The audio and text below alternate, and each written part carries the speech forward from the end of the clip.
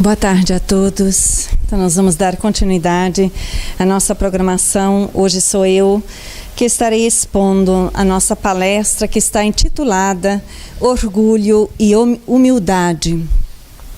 Nós vamos estar focando bastante no orgulho para nos ajudar no sentido de despertar, de perceber resquícios ou referências que nós possamos estar trazendo em nós, ajudando a nos perceber e transcender essas questões e no final trazendo a importância da humildade. Nós sabemos, segundo na visão espírita, que até a Joana de Ângeles nos ensina isso, que orgulho e egoísmo são as grandes chagas da humanidade, a qual nós estamos inseridos e fazendo parte.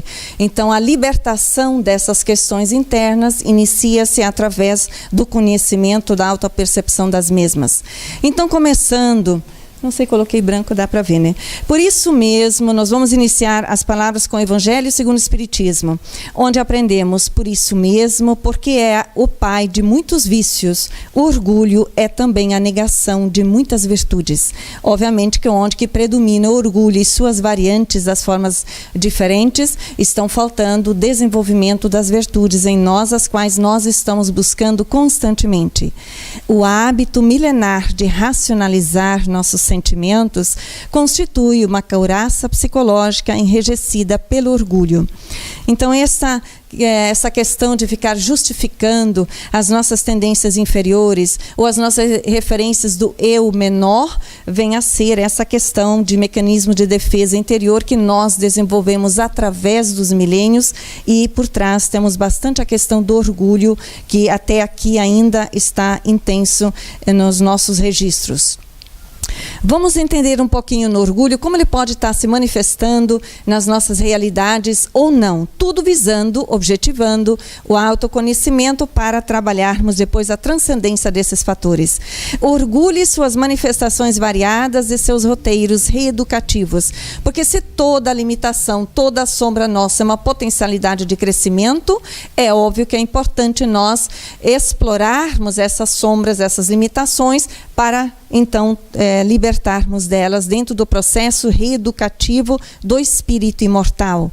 Melindre é orgulho na mágoa. Então, nos magoamos, nos melindramos porque somos orgulhosos. O melindre assorraga-nos quando uma decisão é tomada sem nossa participação. Então, quando a coisa não é como eu queria, então vou me melindrar. Eu respondo dentro dessa forma infantilizada. E aprendemos que adotamos a teimosia quando não queremos seguir as recomendações que não concordamos. Na vida de evolução do espírito imortal, muitas vezes é necessário seguir propostas educativas que a vida nos apresenta, mesmo que nós não concordamos, porque se estamos movidos a orgulho, é óbvio que nós não estamos na rota devida, né?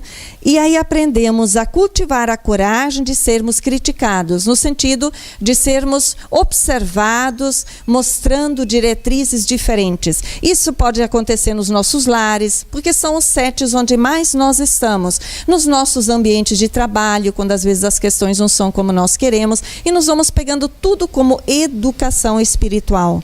Pretensão é orgulho nas aspirações. Aprendemos a contentar com a alegria de trabalhar sem expectativas pessoais. As expectativas pessoais são oriundas dos interesses pessoais, onde o espírito movido a orgulho é convidado a doar-se no anonimato agora, para que nós vamos então libertando-nos dos interesses egoístas. Presunção é orgulho no saber.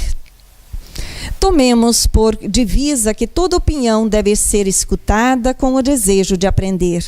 Quando nós nos estruturamos interiormente nessa flexibilização, então nós não estamos em defesa perante a ouvir o outro, mas sabemos então ouvir também sempre como aprendiz. Preconceito é orgulho nas concepções. Habituemos a manter análises imparciais e flexíveis. Obviamente, quando estamos cheios de preconceitos, nós fechamos a nossa mente para perceber referenciais novos, para refletir sobre novos conceitos. Então, é necessário flexibilizar o nosso pensar e o nosso sentir.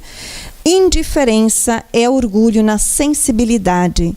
Adotemos aceitação e respeito em todas as ocasiões e êxitos e sucessos alheios. Tanto faz se estamos nas nossas interrelações, onde as pessoas têm os seus sucessos ou têm os seus insucessos, que nós mantemos esse estado de equilíbrio interior, de alegria, de imparcialidade, onde nós vamos nos libertando dos próprios processos de auto-julgamento.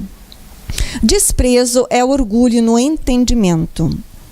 Acostumemos a pensar que para Deus todos têm valor, mesmo que por agora não o compreendemos. Isso requer uma modificação da estrutura cognitiva bem grande, porque muitas vezes o orgulho é grande em nós e nós desprezamos o que os outros estão nos trazendo. Então, desenvolver essa questão do divino em nós, ciente que para Deus tudo tem o seu valor, imagina então para nós o quanto necessitamos desenvolver para conseguir trabalhar e construir essas referências. Personalismo é o orgulho centrado no eu. Eduquemos a abnegação nas atitudes. Quando nós vamos seguindo esses diferentes aspectos, nós vamos percebendo que o orgulho é sempre o que quer estar em cima, para fora, o melhor. E o convite que é feito, que nós nos voltamos para dentro de nós, de trazermos ou desenvolvermos-nos para a centralidade, para os referenciais de conexão com o eu superior. A vaidade é o orgulho do que se imagina ser. Procuramos conhecer a nós mesmos e ter coragem para aceitarmos-nos tais quais somos. Todos nós, em essência, somos divinos. É necessário que nós nos percebemos nas limitações, transcendendo-as e vamos indo em busca deste Deus, deste eu maior. Somos ainda imperfeitos, mas estamos rumando à perfectibilidade. A inveja é orgulho perante as vitórias alheias. Eu já consigo torcer positivamente quando alguém sucede bem, quando alguém conquista algo de bom? Ou eu torço contra? Ou eu invejo? Temos que observar essas referências. Admitimos que temos os sentimentos e enfrentemos com dignidade e humildade. Se porventura nós temos essas respostas emocionais, acolhemos-nos e vamos então nos reeducar para melhor, porque certamente dentro do estudo que nós estamos tendo à nossa disposição como seres imortais, nós não queremos mais essas limitações, porque elas normalmente geram dificuldades e pressões internas. A falsa modéstia é o orgulho da humildade artificial. Esforcemos-nos pela simplicidade que vem da alma, sem querer impressionar. Então, a flexibilização, a harmonização, a centralidade que vai nos capacitar. A prepotência é o orgulho do poder. Aprendemos o poder interior conosco mesmo, transformando a prepotência em autoridade moral.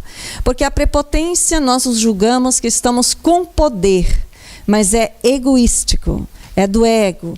E a proposta que nós então temos perante a nossa consciência, que vamos nos remeter a atenção para dentro dessa limitação, trazer uma força real do posicionamento do eu maior que é o Deus em nós, o Self. A dissimulação é orgulho nas aparências. Esforcemo-nos por ser quem somos, sem receios, amando-nos como somos. Não importa, obviamente que nós não estamos aqui reivindicando desleixo, mas que não seja o foco meramente no externo, na forma, e sim a prioridade no desenvolvimento da essência de nós como espíritos imortais. Ser humilde é tirar as capas que colocamos com orgulho. Não é tirar as roupas, que também pode ser, se necessário, modificando a vestimenta. Mas é, acima de tudo, de tirar essas máscaras que impedem de nós estarmos conectados conosco mesmo, em essência, gerando bem-estar, alegria de viver e equilíbrio na relação de nós conosco, de nós com os outros. A insatisfação persistente acrescia trazida da autoimagem idealizada para o mundo pessoal, retrato de anseios reprimidos, desenham um perfil psíquico e emocional para a rebeldia. Agora nós vamos perceber se nós somos rebeldes ou não, ou um pouco, ou muito, como é que estamos. A análise cada qual vai fazer dentro dessas questões. Rebeldia, nos ensina a irmã Sidufo, é matriz de vários distúrbios erônicos, é doença da alma, matriz do inconsciente profundo, emissora de irradiações tóxicas no adoecimento da mente. Claro que todos nós estamos na proposta de autocura. Através da autocura vamos percebendo essas limitações e tratando-as. Rebeldia com o corpo, vaidade revoltada, são os excessos que nós estaremos cultuando muitas vezes, às vezes inconscientes. Rebeldia na ofensa, mágoa fortalecida a caminho do ódio. Porque se não tratamos essas questões, elas vão se agravando cada vez mais e nós vamos nos machucando, nos ferindo e nos desequilibrando e adoecendo. Rebeldia nos grupos, extrema dose de personalismo. Então nós vamos percebendo que nossa meta é de desenvolvermos os valores reais da fraternidade, seja no grupo familiar, seja no grupo de trabalho, seja em qualquer grupo onde nós, como seres imortais, nos encontramos. Rebeldia nas mudanças, prepotência em controlar a vida. Estamos aceitando mudar? Achamos fácil mudar? Ou nos rebelamos? Rebeldia na vida material, ausência do reflexo da simplicidade do viver. Rebeldia no sentido do posicionamento de valorizar e priorizar o ter em detrimento do ser. Então, são mecanismos de defesa do ser desconectado com sua essência divina. Estamos na periferia da nossa realidade. Rebeldia para estudar, orgulho no saber acumulado. Já achamos que sabemos, quando todos nós necessitamos e muito estudar continuadamente nesta existência e nas existências vindouras. Rebeldia nas ideias, arrogância do desrespeito às opiniões alheias. Então, flexibilizar para respeitar as nossas, ciente que não trazemos a verdade final, nenhum de nós, para poder compartilhar e interagir com as opiniões alheias. Rebeldia anti-normas, sinal de que quase sempre nos são necessárias. O espírito que não se disciplinou ainda, seguindo as normas relativas da vida superior, então nós vamos ser aqueles que estamos sempre contra ou tendo dificuldade em atender normas que nos capacitam na conquista dos valores reais. Rebeldia nas palavras, focos de calúnia e mentira. A falta de educação mental e emocional, porque quando falamos em rebeldia, estamos falando em agressividade, e nesse sentido estaria sendo exteriorizado através da calúnia ou da maledicência. Rebeldia, portanto, é a infecção do orgulho contaminando o cosmo individual. Vejamos que nós estamos nos contagiando negativamente, razão pela qual é vital que nós aprendemos a perceber e nos libertar. O homem rebelde, que desconhece os desdobramentos espirituais de sua atitude, sofrerá com intensidade, sendo libertado pela consciência somente quando cumprir seu dever. Mesmo que nós não estejamos conscientes da nossa rebeldia, nós estaremos sofrendo. Por quê? Porque a rebeldia é um movimento contrário às leis naturais da vida, que são as leis de Deus. Então, eu somente vou me libertar deste sofrimento oriundo da rebeldia que eventualmente eu trago, quando eu me escolher, quando nós nos escolhemos a cumprir o nosso dever consciencial, cujas leis estão inseridas em nossa própria consciência. Rebeldia, Alírio de Cerqueira Filho nos ensina, é um estágio primário em que a pessoa fixa suas bases naquilo que precisa realmente ser transformado, mas como está fixada no orgulho, no egoísmo e no egocentrismo, espera que os outros façam isso por ela. Como me encontro na vida? Diante das minhas aprendizagens, eu estou assumindo responsabilidade, buscar solucionar? Onde é que o meu foco constantemente está? É nos problemas Ou é na solução dos problemas? Porque dificuldades, problemas no nosso nível evolutivo é comum que ainda nos aconteçam dentro da metodologia educativa. Mas aonde que está o foco? Mais no problema ou na solução? Se é no problema, somos rebeldes devido ao orgulho e egoísmo. E o convite é que defocamos dos problemas, percebendo-os como mecanismos de aprendizado. Hoje, quando te rebelas com tuas provações, alegando cansaço e insatisfação, mas não fazes que repetir o velho hábito de desafiar as leis da vida. Veja como é importante para nós se nós ficarmos ali rebelando-nos perante os próprios mecanismos naturais de movimento ascendente. Então nós estamos indo contra as próprias as leis às quais nós estamos inseridos. Então vale a pena revisar os nossos valores. A cada ato de inconformação, estás enfermando tua alma. Então, se nós temos dificuldade, estamos inconformados com algo, com alguém, nós estamos adoecendo pela escolha de reforçar este padrão em nós. E de desgosto em desgosto, causarás lesões significativas em tua estrutura afetiva, gerando danos imprevisíveis para o seu psiquismo. Lembramos, nós somos seres espirituais. Tudo que nós permitimos no momento presente, a nível do mental e emocional, nós estamos nos condicionando ou de forma saudável ou de forma que nos adoece. E a escolha para todos nós, ou a proposta para as nossas escolhas, é que nós nos tornamos cada vez mais saudáveis. Dar é ter. Estamos dando e dando o quê? Porque ela prossegue ensinando. Reter é emissão magnética de atração dos reflexos do medo, da insegurança e da cobiça com os quais esculpimos nossa derrota ao longo prazo, projetando à nossa volta os efeitos infelizes que espelham tal estado íntimo. Quanto mais nós retemos, mais nós nos tornamos medrosos e inseguros. Nós necessitamos despertar a consciência para compreender que nada e ninguém nos pertence. Tudo é transitório em nossa existência.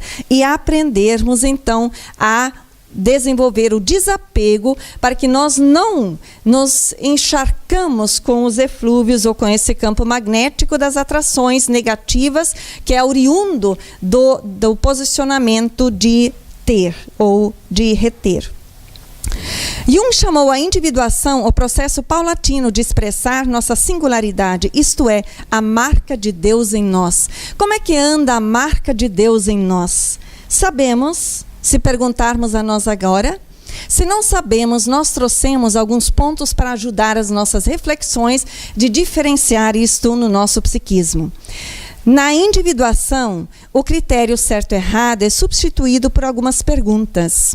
Convém ou não? Quero ou não quero? Serve ou não serve? Necessito ou não necessito? Cujas questões, as respostas vêm do coração. Vamos adiante. Grande distância separa o processo de individuação da atitude de individualismo. Vamos ver onde estamos. Na individuação, encontramos a necessidade, enquanto no individualismo temos a prevalência do interesse pessoal. Na individuação, temos a alma, no individualismo, a personalidade. Na individuação, temos a consciência, no individualismo, o ego desestruturado. Na individuação, existem descoberta e criatividade. No individualismo, a imitação e a disputa. Vamos com todas essas questões pensando em nós e refletindo.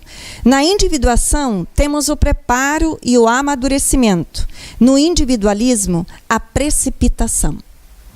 Na individuação, experimentamos a realização pessoal. No individualismo, a insaciedade. Nunca é o suficiente.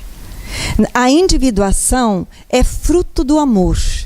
O individualismo é a leira do egoísmo. Na individuação, floresce o crescimento espiritual. O individualismo é a sementeira do egoísmo.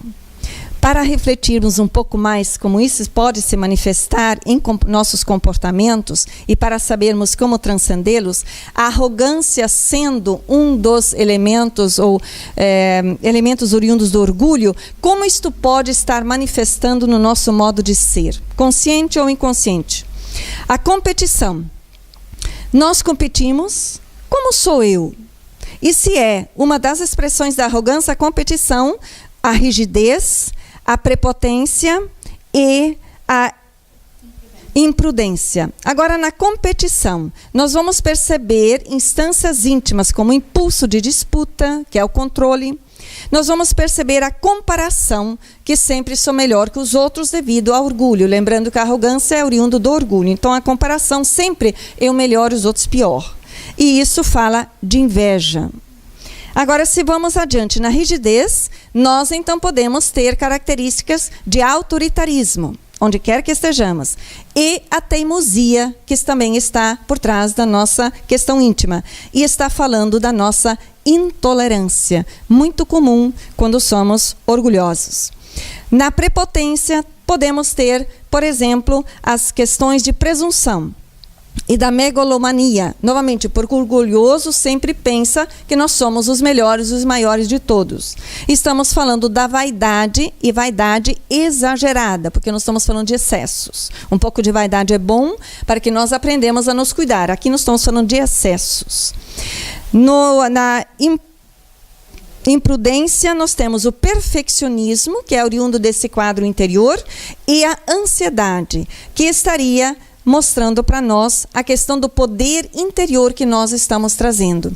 Então, nós vamos trabalhando essas questões gradualmente, libertando-nos através da consciência agora, com a nossa meta de libertá-la de todos os referenciais que não condizem com o equilíbrio interior que estamos buscando. Para tanto, é necessário estudar um pouco sobre humildade. Vamos ver, o estado de humildade favorece a predisposição para a receptividade a novas ideias e a assimilação da criatividade. Onde que nos encontramos no desenvolvimento da humildade? Ela é fundamental. Nós, sendo aprendizes de nós mesmos, somente quando desenvolvemos a humildade, nós conseguimos aprender. Porque senão o orgulho vai impedir de nós fazermos um avanço em direção a nós mesmos. Humildade é condição para que possamos sentir e vivenciar a mansidão, pois sem ela não podemos exercitar a aceitação nem a compaixão. Sem trabalharmos, desenvolvermos a humildade, nós dificilmente conseguiremos fazer a autoaceitação, ter a autocompaixão no sentido de nos percebermos seres limitados, necessitados de autoperdão, de revisão de valores, de tarefas, de experiências, tantas quantas vezes for necessário. E se nós não desenvolvermos a autoaceitação e a autocompaixão, dificilmente conseguiremos aceitar também os outros que possam estar nas experiências de expressões do orgulho, assim como nós. Então, o foco, o início do desenvolvimento começa em nós. Se não residir dentro de si a gratidão e a humildade, vai se exigir do outro que sejam as expectativas nele projetadas, as ilusões, as carências, as necessidades, o que representa o exercício do egoísmo. Então, se nós vimos as referências anteriores do orgulho e seguindo a receita que o Evangelho nos propicia, dizendo que orgulho e egoísmo estão sempre de mãos dadas, não estão separados, então nós vamos vendo que necessário se faz que nós vamos remetendo atenção dentro de um olhar amoroso da nossa interioridade e nos conquistando pouco a pouco. Ninguém de nós perde o seu valor real quando nós aprendemos a sermos pequenos para um dia sermos grandes. Porque o orgulho sempre faz com que nós queremos ser grandes sem aprendermos a sermos pequenos. Ou queremos sermos mestres sem nos colocar na posição de aprendiz. Então a humildade nos propicia de nos colocarmos onde estamos e nos conquistando a partir daí. Para se libertar definitivamente das causas da depressão e da obsessão, é necessário se tornar efetivamente um aprendiz da vida, cujo mestre maior é Jesus, o caminho para a verdade e para a vida. Por que falamos aqui libertar definitivamente das causas da depressão e obsessão, se nosso tema da palestra é orgulho e humildade? porque por trás da depressão e dos quadros da obsessão existe muito orgulho nosso nas suas formas variadas de expressão, que necessita ser conscientizado e trabalhado através do desenvolvimento da humildade, ajudando nesse sentido a nossa cura espiritual e a libertação dos processos de auto-obsessão e das obsessões eventuais que nós possamos estar envolvidos às vezes sem perceber.